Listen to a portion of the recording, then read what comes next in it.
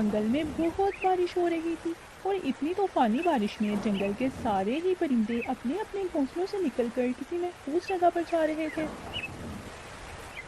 प्यारी बेटियों, जल्दी जल्दी घोंसले से बाहर निकलो।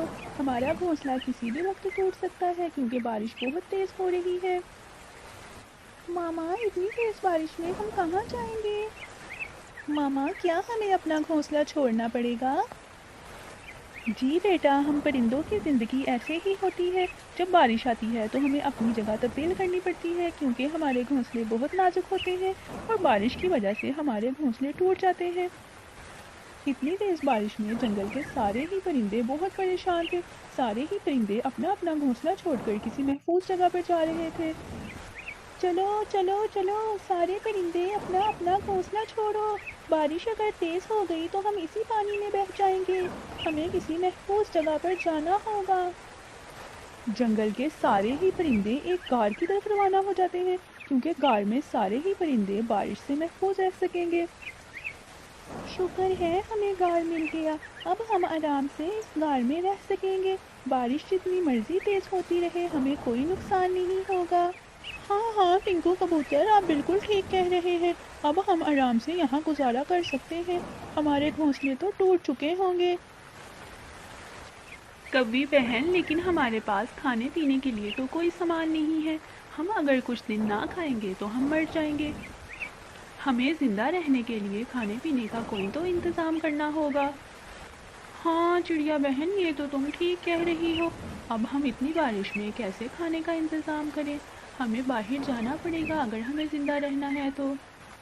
मैं तो कहता हूँ हम में से दो परिंदे जाकर जंगल से कोई खाने पीने का सामान ले आए। कोई ना कोई फल तो ज़रूर मिल जाएगा।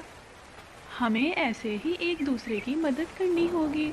मैं चली जाती हूँ, मैं जंगल में जाके आप लोगों के लिए कुछ फल ले आती हूँ और अपनी प्यारी बेटियों के लिए। ठीक है चिड़िया बहन, मैं भी तुम्हारे साथ चलती हूँ। हमें परिंदों को एक दूसरे का साथ देना चाहिए।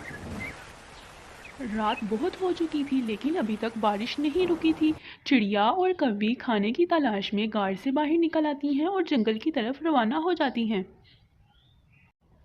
चिड़िया और कव्वी पूरे जंगल में घूमती रहती हैं इतनी तेज़ बारिश में, लेकिन उन्हें खाने पीने के लिए कुछ नहीं मिलता। अचानक ही कव्वी को एक आम का दरख्त नज़र आता है और उस दरख्त पर बहुत सारे आम लगे होते हैं। चिड़िया और कव्वी उस आम के दरख्त को देखकर बहुत खुश होती हैं।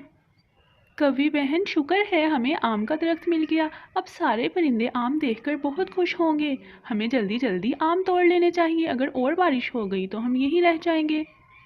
हाँ हाँ चिड़िया बहन, जल्दी से सारे आम तोड़ लेते हैं और परिंदों के लिए ले जाते हैं। सारे परिंदे बहुत खुश होंगे और हमारा काफ़ी दिन तक गुजारा भी हो जाएगा।